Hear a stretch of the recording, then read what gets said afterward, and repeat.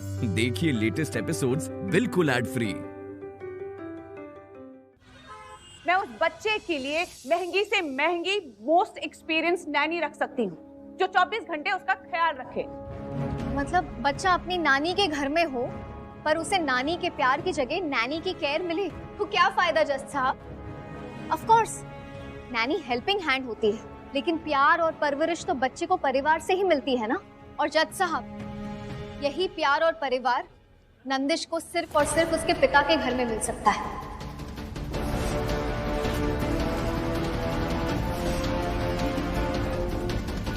Exactly your honour, बात साफ है। जिस इंसान को नंदिश का नाम लेने में भी प्रॉब्लम है वो क्या खाक ख्याल रखेंगी मेरे बेटे का? इन्हें नंदिश में उसकी परवरिश में कोई इंटरेस्ट नहीं है। ये सिर्फ ये केस जीत के अपनी ईगो को सेटिस्फाई करना चाहती हैं बस। योर ऑनर, इनके घर में भी मैत्री ही बच्चे का ख्याल रख रही थी तो ये कैसे बच्चे की कस्टडी क्लेम कर सकते हैं? हाँ, मैत्री ख्याल रख रही थी लेकिन हमारी नीयत में भी कोई कमी नहीं थी। बच्चे पे पहला हक उसके पिता का होता है, उसकी नानी का नहीं। ओह, फॉर योर इन्फॉर्मेशन, मैं एक बच्ची ऑलरेडी पाल चुकी हूँ जो कि नंदनी है। अपने नाती को भी पाल दूंगी। एक बच्चे को उसकी माँ से अलग नहीं कर सकते योर ऑनर, किसी भी कीमत पे नहीं।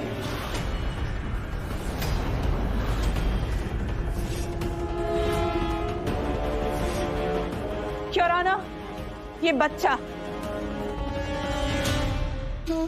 योर ऑनर, ये बच्चा अपनी माँ के साथ रहेगा, उसके पास रहेगा।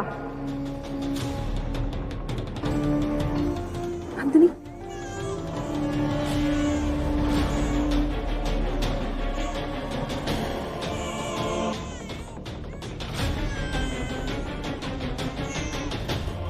आंटी आप क्या कर रही है? वो रो रहा है।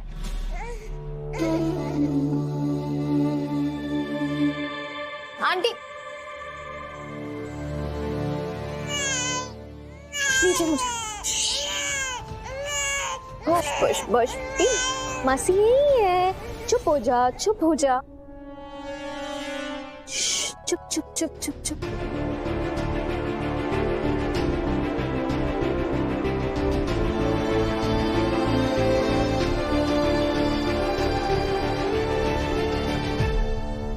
दो दिनों से लगातार मैं दोनों पक्षों की दलीलें सुन रहा हूँ और जिस चीज ने मुझे सबसे ज्यादा प्रभावित किया है वो है मैत्री की बच्चे के प्रति निस्वार्थ प्रेम भावना। ना कोई खून का रिश्ता, ना कोई मजबूरी।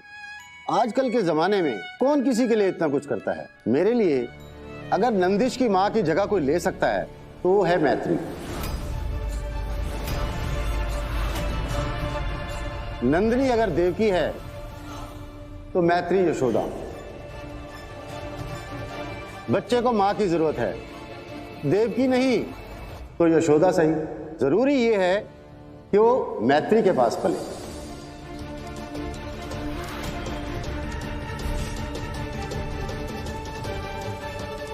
अब ये मैत्री को तय करना है कि वो बच्चे को अपने साथ कहां रखना चाहती है, तिवारी सदन में या वसुंधरा जी के घर में।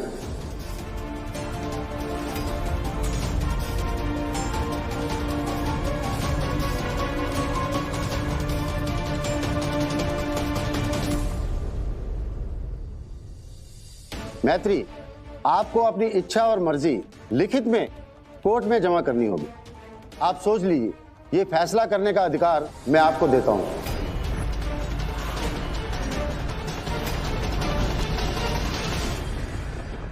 आपको आधे घंटे का समय दिया जाता है, तब तक के लिए कोर्ट इज एडजर्न।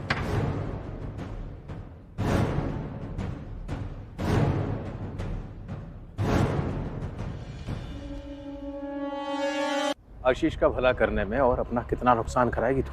और जबान सिल करके बैठी थी अंदर, वही मना नहीं कर सकती थी जज को कि तू बच्चे की देखभाल नहीं कर पाएगी। आज रात को लखनऊ निकलना है, भूल गई या इस बच्चे को लेके जाएगी अब तू?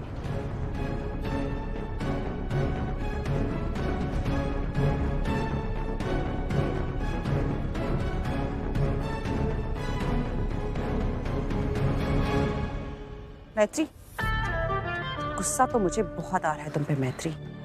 तुम्हारी एक गलती तुम्हें तुम्हारी बेस्ट फ्रेंड से कोसों दूर कर देगी और वापस उन्हीं लोगों में धकेल देगी जिन्होंने तुम्हें जिंदगी का सबसे बड़ा धोखा दिया है। आप भी एक बात याद रखिएगा, अगर मैत्री वापस उस घर में गई तो फिर से आपकी बेटी उस घर की विधवा कहलाएगी। अगर आपको मंजूर है तो दीजिए इसका साथ, वरना रोकिए इसे।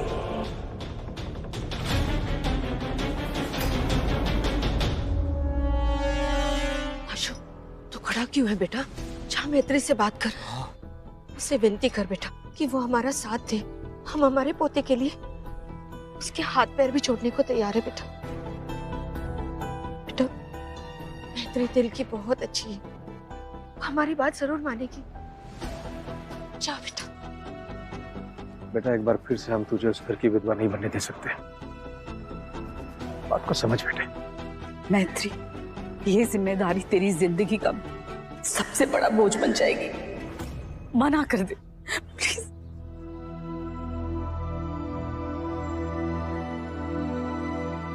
आंटी बिल्कुल सही कह रही है मैत्री। तुम पहले हमारे लिए बहुत कुछ कर चुकी हो, इतना कि शायद मैं पूरी जिंदगी भी चुका नहीं पाऊंगा। पर अब बस हो गया मैत्री, ये मेरी लड़ाई है, मेरे परिवार की है। मैं इसे अपने दम पे लड़ना चाहता हूँ।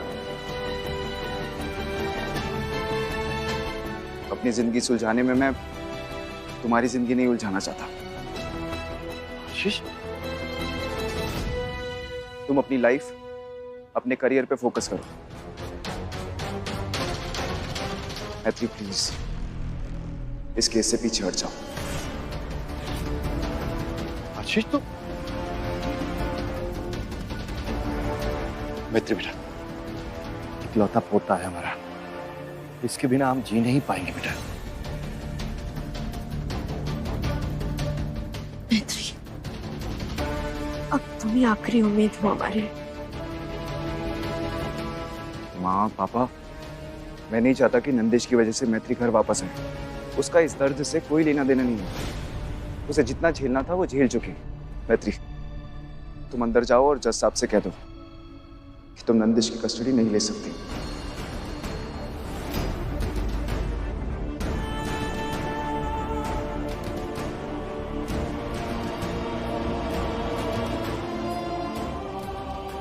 अगर नंदिश की मां की जगह कोई ले सकता है तो वो है मैत्री। तुम्हारी एक गलती तुम्हें तुम्हारी बेस्ट फ्रेंड से कोसों दूर कर देगी और वापस उन्हीं लोगों में धकेल देगी जिन्होंने तुम्हें जिंदगी का सबसे बड़ा धोखा दिया है।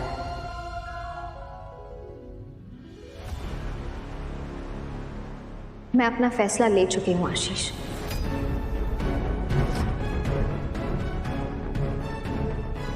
मैत्री, आप हमें बताइए कि आप बच्चे की कस्टडी लेकर उसकी देखभाल करना और उसे संभालने के लिए तैयार हैं?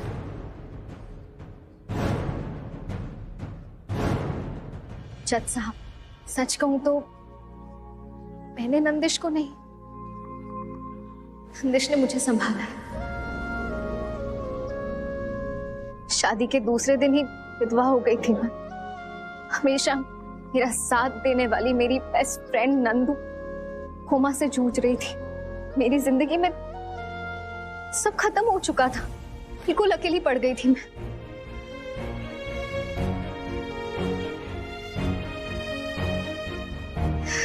हाँ, रोशनी हो तो जिंदगी के रंग खिल के दिखने लगते हैं।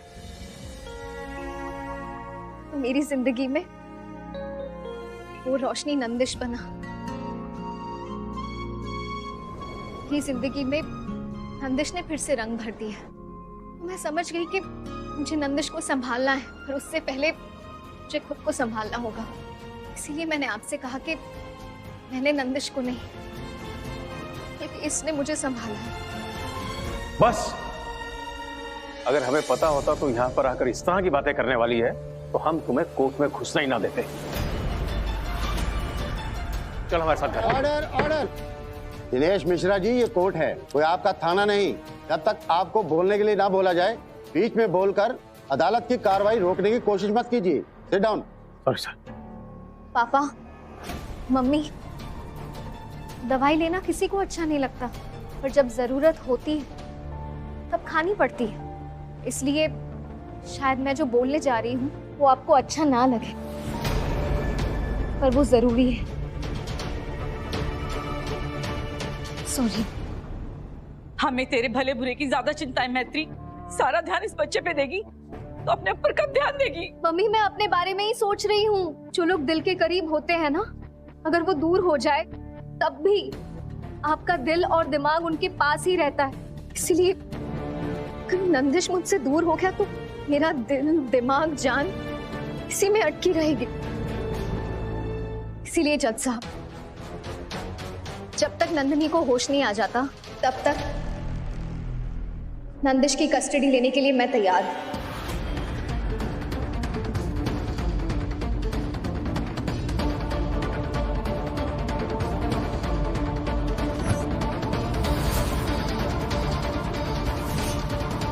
योर ऑनर, नंदिश मेरा बेटा है, उसके लिए फैसला लेने का हक मेरा है, मैत्री का नहीं। मैत्री ने जो फैसला लिया है, मैं इस फैसले को नहीं मानता। आशीष जी, ये कोर्ट मेरी है, यहाँ हक मैं तय करूंगा और फैसले पर मोहर भी मेरी ही लगेगी। आप कस्टडी बैटल लेकर खुद कोर्ट में आए हैं, तो आपको कोर्ट की बात सुननी भी पड़ेगी और माननी भी पड़ेगी। I am sorry your honour.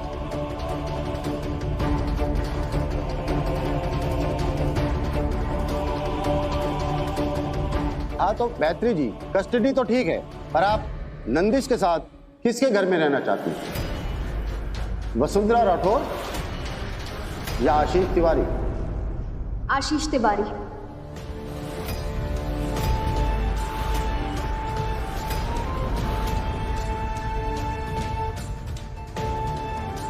जज साहब, जब तक नंदू कोमा से बाहर नहीं आती तब तक ढेर सारा प्यार और सारे संस्कार नंदिश को सिर्फ और सिर्फ तिवारी सदन में मिल सकते हैं, उसके पिता के साथ, दादा दादी, बड़ी दादी के साथ। इसीलिए मैं नंदिश के साथ तिवारी सदन जाना चाहती हूँ। ये कोर्ट आपके फैसले का सम्मान करती है और आदेश देती है कि आपको नंदिश के साथ तिवारी सदन में रहने दिया जाए।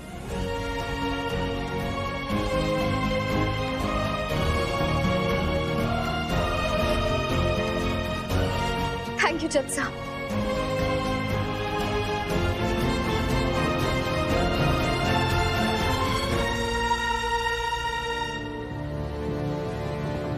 जज साहब, अगर परमिशन हो तो मैं एक और रिक्वेस्ट करना चाहती हूँ आपसे। इजाजत है। नंदिनी आशीष से उतना ही प्यार करती है जितना कि आशीष नंदिनी से। वो इस वक्त कोमा में है और इसकी कस्टडी वसुंधरा आंटी के पास है, पर मैं जानती हूँ जैसे ही नंदू होश में आएगी वो अपने घर आशीष के पास आना चाहेगी। पर जज साहब, तब तक नंदिश को उसकी माँ से और एक पति को उसकी पत्नी से दूर कैसे रख सकते हैं? इसलिए मैं आपसे रिक्वेस्ट करती हूँ कि आशीष और मेरे साथ नंदिश वसुंधरा आंटी के घर जाके नंदू से मिल सके।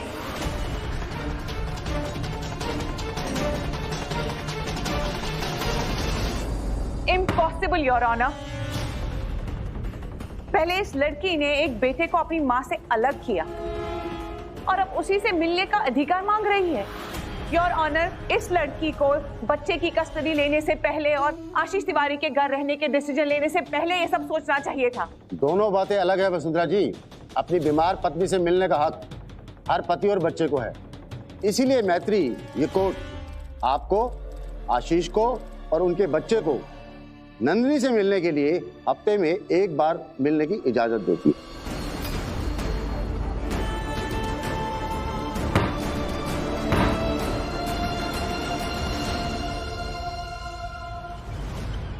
नंदू, नंदू। मैंने तुम्हें पहले ही बोला था ना कि आशीष का साथ दोगी तो अपनी फ्रेंड से दूर हो जाओगे। तुमने जो कोर्ट में नंदू से मिलने की भीख मांगी थी ना, तो जब मिलने की डेट हो तभी आना, समझी? और वैसे भी कुछ ही दिनों की बात है। होश में आने के बाद नंदिनी तुमसे इतनी नफरत करेगी कि तुमसे मिलना तो दूर, तुम्हारी शक्ल भी नहीं देखेगी।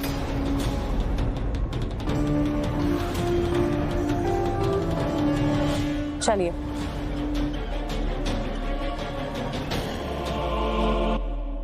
मैत्री, तू हमें माँ बाप बुलाना बंद कर दे।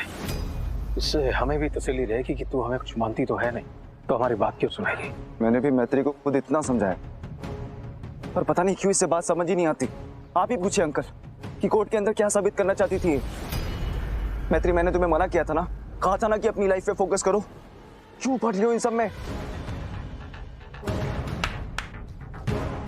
वाह आशीष तिवारी वाह, कितनी चालाकी से तुमने सारा का सारा इल्जाम मैत्री पे डाल दिया। वकालत वसुंधरा राठौर से सीखी है ना तुमने, तो जैसा गुरु वैसा चेला। तुम्हें अच्छे से पता था कि मैत्री का कितना लगाव है नंदीश से, और तुमने मैत्री के दिमाग से खेला, उसे बार बार कोर्ट में आने के लिए कहा, और जब ये कोर्ट में आ गई तो तुमने इसे कटघरे में खड़ा कर दिया, जहां पर इसके पास तुम्हारे बच्चे की कस्टडी लेने के अलावा कोई चारा नहीं बचा था। और अब इल्जाम भी इस पे डाल रहे हो। समझ में नहीं आता कि तुम वकील ज्यादा शातिर हो या इंसान। चलो सादा। पापा, मम्मी। और सुन, लखनऊ वाले इन्वेस्टर को फोन करके बता देना कि तू वहां नहीं आ रही है, क्योंकि दोस्ती निभाने के लिए तुझे अपनी जिंदगी खराब करनी है। चलो।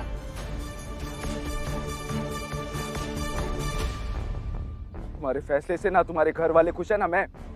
क्यों कर रही हो तुम मैत्री ये सब? अभी भी वक्त है, जाके मना कर दो कि तुम नंदिश की रिस्पॉन्सिबिलिटी नहीं ले सकती। बचपन की परवरिश ही बच्चे का भविष्य तय करती है, और वसुंधरा आंटी नंदिश का ध्यान नहीं रखती है घर में, क्योंकि नंदिश उनकी प्रायोरिटी है ही नहीं। आशीष, मैंने देखा है। और जब तक नंदू होश में नहीं आ जाती, मैं नंदिश को प्यार और परिवार से वंचित नहीं रखना चाहती। एक बच्चा डिजर्व करता है अपने माँ बाप का प्यार। जब मेरे पास एक मौका है कि मैं एटलीस्ट एक पेरेंट का प्यार तो इसे दे पाऊं, तो मैं ये मौका क्यों गवा दूं? जिसे जो सोचना है सोचे। मैं जानती हूँ मैं क्या कर रही हूँ। नंदिश को इस वक्त इसकी जरूरत है, और उसके लिए यही सही है। मैत्री, मुझे ये बहस करने का वक्त नहीं है। बच्चा हमारे पास है, हम घर जाके आराम से ठंडे दिमाग से भी तो बात कर सकते हैं ना। आशीष, मैंने भौजी से बात कर ली है कि हम छोटू को लेकर आ रहे हैं। वो सारी तैयारियां करके बैठी है घर पे, वो राह देख रही है बेटा। चलो।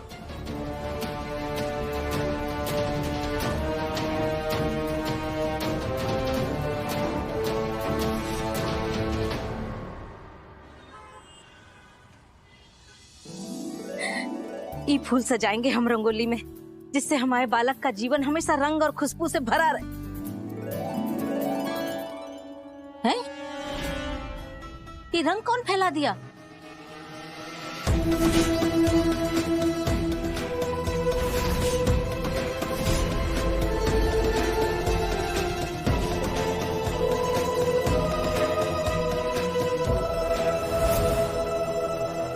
खबरदार मैत्री!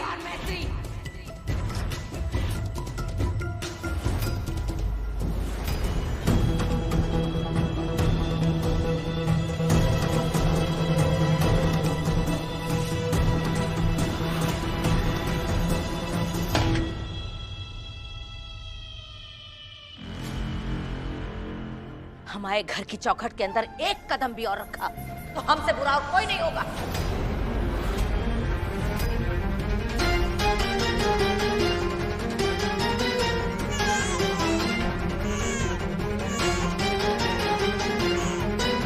हम अपने बालक पर इस मनहूस का साया भी नहीं पड़ने देंगे।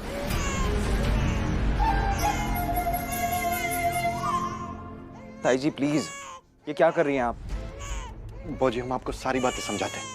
तुम हमें क्या समझाओगे ओम? तुम बालक को लाने के लिए गए थे, फिर मनहूस को कहाँ से लेवा लाए तुम? तुम्हें इतना भी याद नहीं है कि जब इसने पहली बार हमारे घर की चौखट के अंदर कदम रखा था तो हमारे सारांश को लील गई। तुम्हारी बहू को भगा दिया इसने। हमारे पोते के लिए कब से सब लोग लड़ झगड़ रहे हैं। ये तहस नहस काफी नहीं है तुम्हारे लिए? अब इतनी मुश्किल से किसी तरह हमारा पोता हमारे हाथ आया तो तुमने इसे उठा के इसकी गोद में थमा दिया। ऐसी बात नहीं है ताई भौजी। जी, नंदिश रो रहा है, इसे दीजिए, इसके पास ही चुप होता है।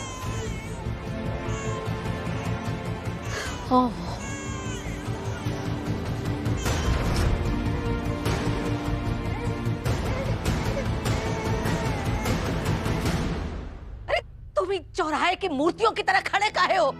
हमें कोई बता काहे नहीं रहा कि मनहूस की माँ काहे बनी हुई है हमारे पोते की? जी, मैत्री को ये हक कोर्ट ने दिया है। अगर आज हमारा पोता घर में है तो सिर्फ मैत्री की वजह से। इसलिए जीजी, अगर मैत्री घर के चौखट के बाहर रहेगी तो न नंदिश घर में रहेगा, न उसके दादा दादी और न उसके पापा घर में रहेंगे। क्या? हाँ भाजी, हम कुसुम जी की बात से सहमत हैं। मैत्री हमारे पोते के भविष्य के लिए खुद के भविष्य को छोड़कर आई है। अब आप तय कर लीजिए, आपकी जिद बड़ी या आपका परिवार।